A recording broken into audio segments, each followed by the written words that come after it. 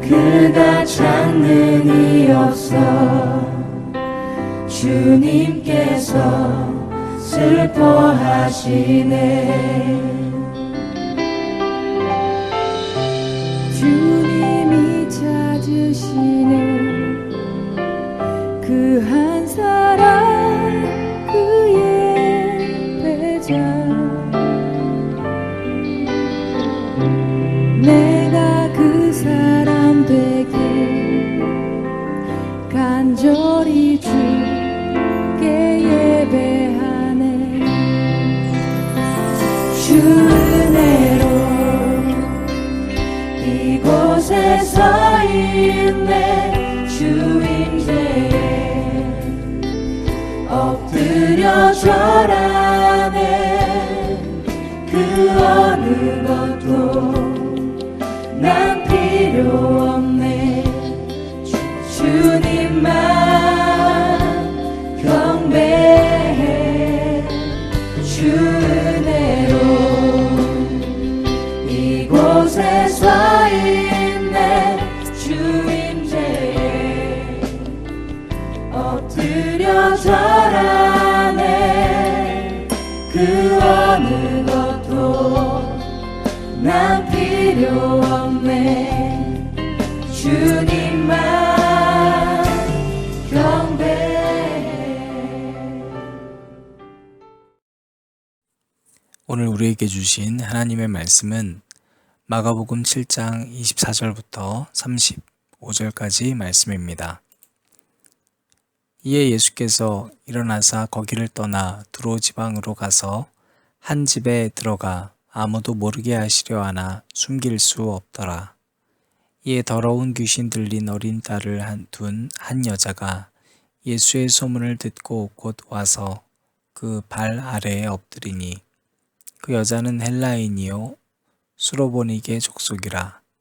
자기 딸에게서 귀신 쫓아내 주시기를 간구하거늘 예수께서 이르시되 자녀로 먼저 배불리 먹게 할지니 자녀의 떡을 취하여 개들에게 던짐이 마땅치 아니하니라.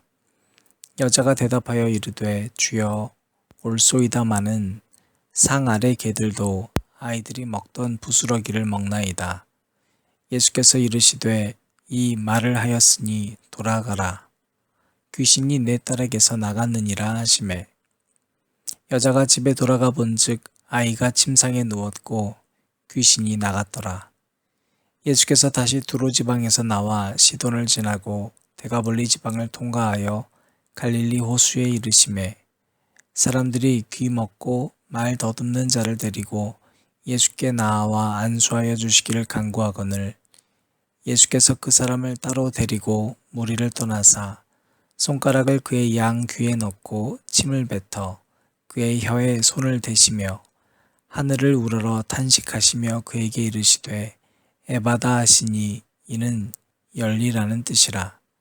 그의 귀가 열리고 혀가 맺힌 것이 곧 풀려 말이 분명하여졌더라. 아멘. 주님이 찾으시는 그 한 사람 그의 배자 내가 그 사람 되길 간절히 주께 예배하네.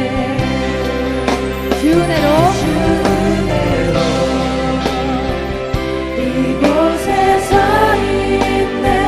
주 임재에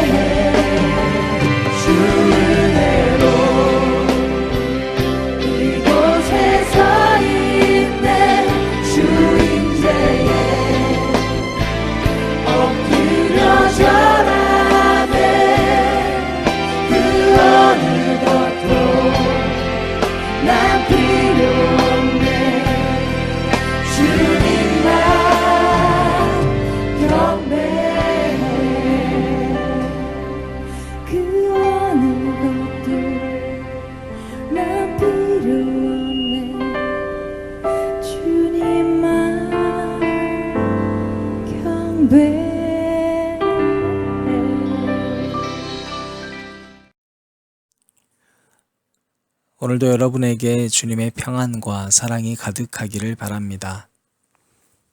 오늘은 예수님께서 두 장소에서 두 사람을 만나는 이야기를 나누려고 합니다. 먼저 가신 곳은 24절을 보니까 두로 지방이라는 곳으로 가셨습니다. 두로라는 곳은 갈릴리 북서쪽에 있는 해안 도시인 베니게라는 지금의 레바논 지역에 해당됩니다. 예수님께서 왜 구태여 여기까지 왔을까 궁금해지는데 그 이유를 성경이 밝히 얘기해주고는 있지는 않지만 한 가지 우리가 예수님의 태도를 통해서 알 수 있는 것은 예수님이 정체를 숨기고자 하셨다는 겁니다. 24절 말씀입니다. 예수께서 일어나사 거기를 떠나 두로 지방으로 가서 한 집에 들어가 아무도 모르게 하시려 하나 숨길 수 없더라. 아마도 예수님이 좀 쉬고 싶지 않았을까요? 너무 많은 피로 육신의 한계를 느낄 수밖에 없는 인간의 모습으로 오신 예수님이기 때문에 그렇게 한 집에 들어가서 쉬고 싶었을 수도 있을 것 같아요. 정체를 숨기고 싶었던 것으로 미루어 보면 한 가지 분명한 건 예수님은 그곳에서 뭔가 인기를 얻기 위해서 갔다거나 뭔가의 사역에 특별한 목적이 있어서 간 것은 아닌 것 같습니다. 그래서 정체를 숨기려고 했지만 가릴 수가 없었습니다. 예수님의 능력은 감출 수가 없는 것이죠. 그곳에서 더러운 귀신 들린 어린 딸을 둔 여자를 만납니다. 자, 오늘 말씀에서 나오는 첫 번째 만남인데요. 25절부터 26절 말씀입니다. 이에 더러운 귀신 들린 어린 딸을 둔 한 여자가 예수의 소문을 듣고 와서 그 발 아래에 엎드리니 그 여자는 헬라인이요 수로보니게 족속이라 자기 딸에게서 귀신 쫓아내 주시기를 간구하거늘. 여인의 정체는 오늘 말씀을 보니까 헬라화된 이방인 여자였습니다. 당시 이방인들은 유대인들에 대한 적대감이 아주 깊었습니다. 유대인들이 이방인들을 멸시하고 깔보았기 때문입니다. 서로서로 아주 극도로 혐오했습니다. 오늘 예수님께서 27절 말씀에서 약간 빈정거리는 투로 말씀하시죠. 먼저 배부르게 먹게 하고 자녀의 떡을 취해서 그 다음에 개한테 준다 이렇게 말씀하셨어요. 그것은 지금 유대인들이 이렇게 이방인들 혹은 이방 여인들에게 그런 식으로 개라고 불렀었던 것과 똑같은 모습을 보여주면서 이 여인이 예수님에게 어떠한 반응을 보일지를 테스트하고 있는 것입니다. 그런데 오늘 본문 말씀에 26절 그리고 그 이하를 보니까 여인은 전혀 변함이 없이 계속 구합니다. 간구한다라고 하는 이 말씀은요. 에로타 즉 미완료 시제로 쓰여져 있는데 자기 딸의 치유를 주님이 들어주실 때까지 계속 구하는 겁니다. 완료되지 않아요. 내가 처음에 이분을 만났을 때 예수님이라고 생각은 하고 만났겠지만 이분이 나를 대하는 태도가 경멸함과 멸시, 유대인들과 별반 다르지 않는 모습들 이걸 봤음에도 이걸 체험했음에도 불구하고 구함이 멈춰지지 않습니다. 여인은 예수님 앞에서 자신의 국적이나 정치적인 성향이나 예수님의 외모나 자기의 자존심 모든 것이 상관이 없었습니다. 그저 예수님한테 매달렸습니다. 민족적인 반감도 필요가 없었습니다. 그 사람이 나에게 혐오하느냐 안 하느냐도 중요하지가 않습니다. 그냥 예수님에게 매달렸습니다. 우리는 예배를 드리고 기도를 주님께 드린다고 하면서도 자존심을 내려놓지 못하는 경우가 있습니다. 그러니까 드릴 것도 애초에 없죠. 뭘 드리는지 모를 때가 참 많아요. 내가 적당히 드릴 수 없는 것들은 이미 땅바닥에 내려놓고 그리고 예배를 드리거나 기도를 드린대요. 예배를 드리는데도 좌와 우의 정치적 성향이 분명히 나뉘고 상대 쪽 예배를 드리는 찬양 인도자나 설교자가 어느 쪽 사람이냐에 따라서 은혜를 받지 못해요.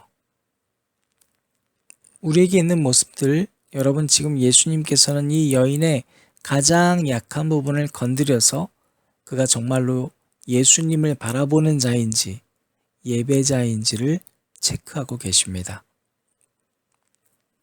그리고 이 여인은 통과하죠. 이제 이 사건 이후에 장소가 다시 바뀝니다. 갈릴리에 돌아오신 예수님께서 또 사람들이 귀먹고 말 더듬는 자를 데리고 안수해달라고 고쳐달라고 합니다. 예수님께서 여기서 보인 또 하나의 특이한 행동들이 있는데요. 33절 말씀입니다. 예수께서 그 사람을 따로 데리고 무리를 떠나사 손가락을 그의 양 귀에 넣고 침을 뱉어 그의 혀에 손을 대시며, 무리 가운데에서 이런 일을 행하는 걸 주님이 원하지 않으셨습니다. 그냥 손가락을 그리고 그 환자에게 양 귀에 대시고 혀에 손을 대시고 그 모습으로 사람을 치료해 주셨는데요. 우리가 생각하기에는 이것이 우스꽝스러운 모습처럼 비춰질 수도 있지만 매우 정성스럽게 그 사람을 들여다보시기 시작했던 겁니다. 왜냐하면 이하에 나오는 34절에 예수님의 모습을 통해서 우리는 알 수 있습니다. 하늘을 우러러 탄식하시며 말씀하시거든요.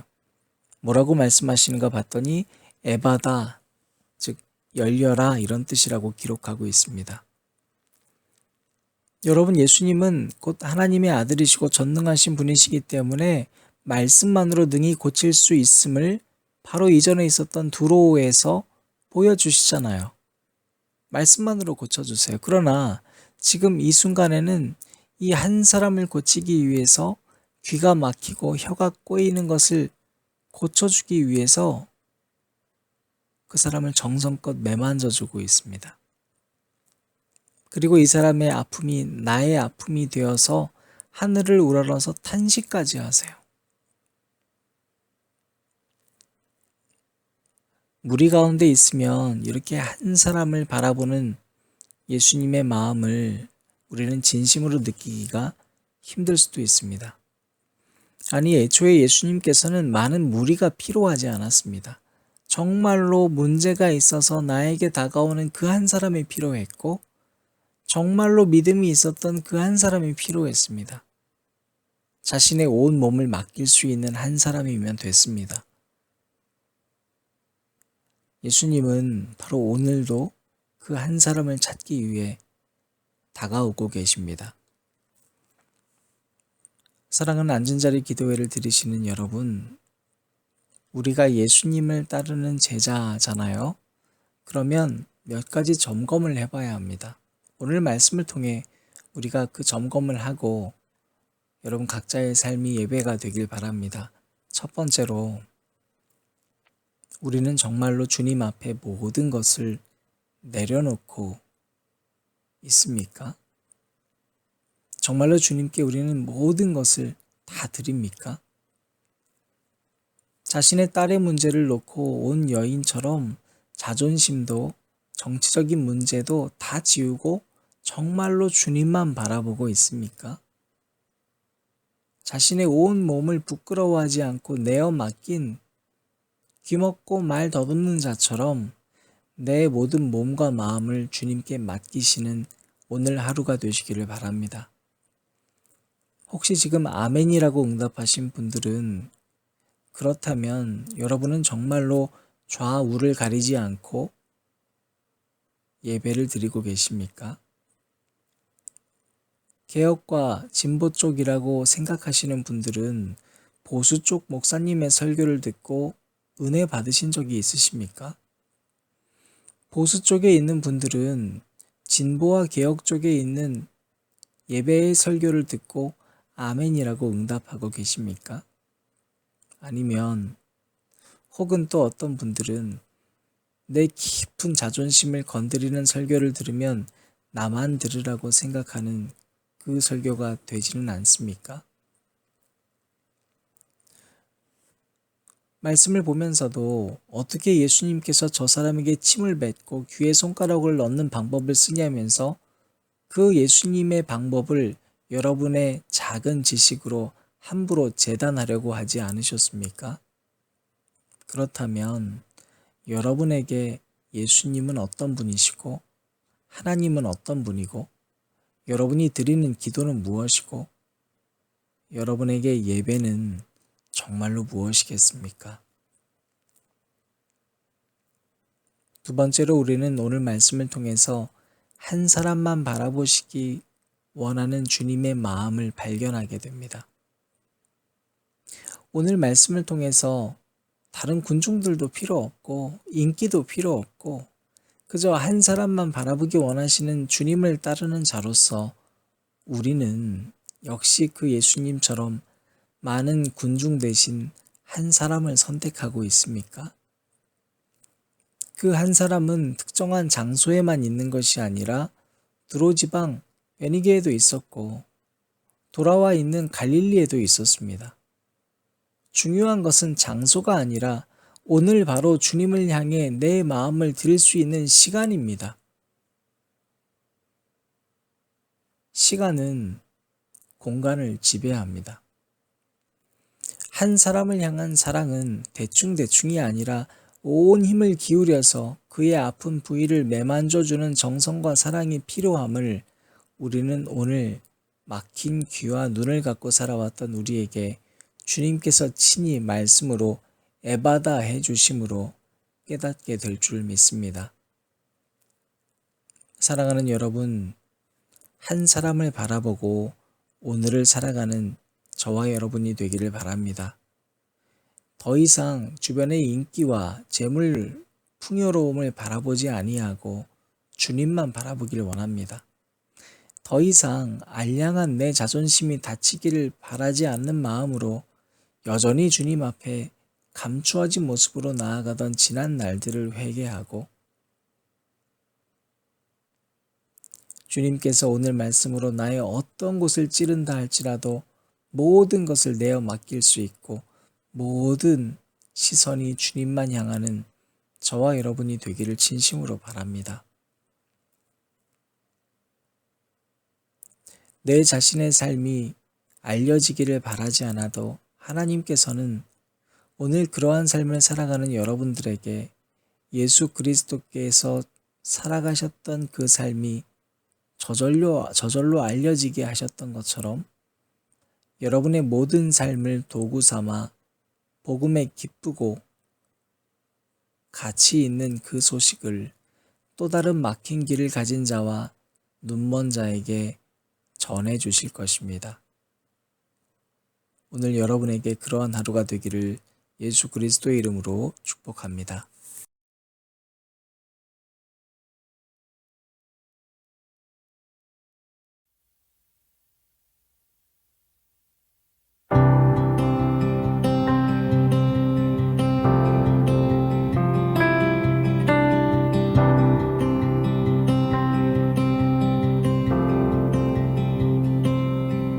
한 사람이면 충분했던 주님, 주 말씀에 순종하는 자, 한 걸음마다 하나님 말씀 의지하여 주님의 마음에 동참하는 자, 그 사람이 내가 되길 원해. 주 말씀에 순종하는 자,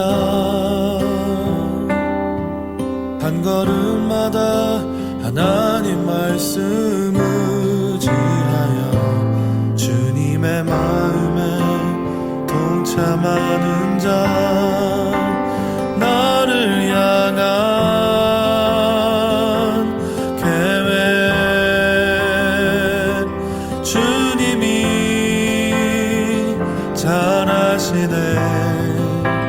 주를 향한 나의 삶, 전심으로 주께 경배해. 그 사람이 내가 되길 원해. 주 말씀에 순종하는 자 한 걸음마다 하나님 말씀 의지하여 주님의 마음에 동참하는 자 나를 향한 계획 주님이 잘하시네 주를 향한 나의 삶 전심으로 주께 경배해 주님의 뜻 선하시며 언제나 함께 하시네 주를 향한 나의 맘 온맘 다해 주를 신뢰 나를 향한 계획 주님이 잘하시네 주를 향한 나의 삶 전심으로 주께 경배해 주님의 뜻 선하시며 언제나 함께 하시네 주를 향한 나의 맘 온맘 다해 주를 신뢰해 한 사람이면 충분했던 주님 주 말씀에 순종하는 자